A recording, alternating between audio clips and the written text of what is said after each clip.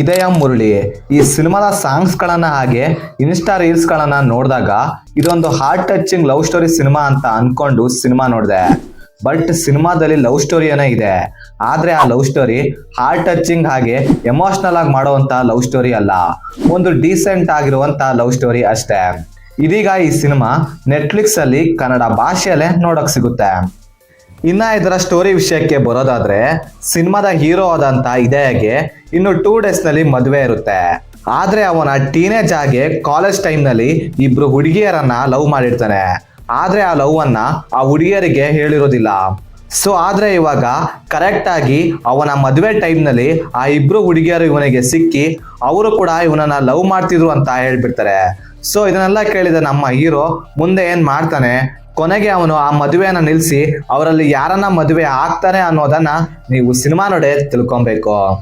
ಮೊದಲನೇದಾಗಿ ಸಿನಿಮಾದ ನನಗೆ ಇಷ್ಟ ಆಗಿದ್ದು ಇದರ ಫಸ್ಟ್ ಹಾಫ್ ಅಂತೀನಿ. ಫಸ್ಟ್ ಹಾಫ್ ನಲ್ಲಿ ಬರುವಂತ ಒಂದೆರಡು ಲವ್ ಪೋರ್ಷನ್ಸ್ಗಳು ಹಾಗೆ ಸೆಕೆಂಡ್ ಹಾಫ್ ನಲ್ಲಿ ಬರುವಂತ ಲವ್ ಸೀನ್ಸ್ಗಳು ಇರೋದ್ರಲ್ಲಿ ಬೆಟರ್ ಆಗಿತ್ತು ಅಂತೀನಿ.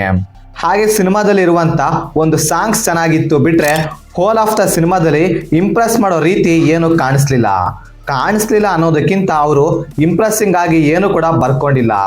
ಇನ್ನ ಸಿನಿಮಾದಲ್ಲಿರುವಂತ ಲವ್ ಸ್ಟೋರಿನ ಅಂತ ಎಫೆಕ್ಟಿವ್ ಆಗಿ ಏನ್ ಕಾಣಿಸ್ತಿಲ್ಲ. ಸಿನಿಮಾದಲ್ಲಿ ಇರುವಂತ ಲವ್ ಸ್ಟೋರಿನ 2 ಡಿಫ್ರೆಂಟ್ ವೇ ನಲ್ಲಿ ಹೇಳೋಕೆ ಟ್ರೈ ಮಾಡಿದ್ದು ಇಷ್ಟ ಆಯ್ತು ಬಿಟ್ರೆ, ಆದ್ರೆ ಆ ಲವ್ ಸ್ಟೋರಿ ನನಗೆ ಕನೆಕ್ಟ್ ಆಗ್ಲಿಲ್ಲ.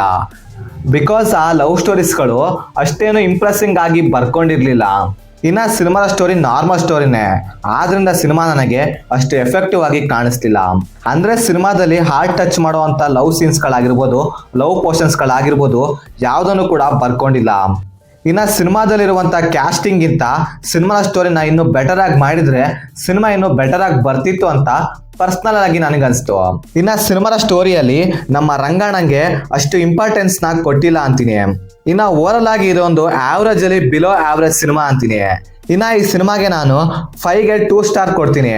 ಸೊ ನನ್ನ ಪ್ರಕಾರ ಇದೊಂದು ಬಿಲೋ ಆವರೇಜ್ ಅಲ್ಲಿ ಆವರೇಜ್ ಸಿನಿಮಾ ಅಂತೀನಿ.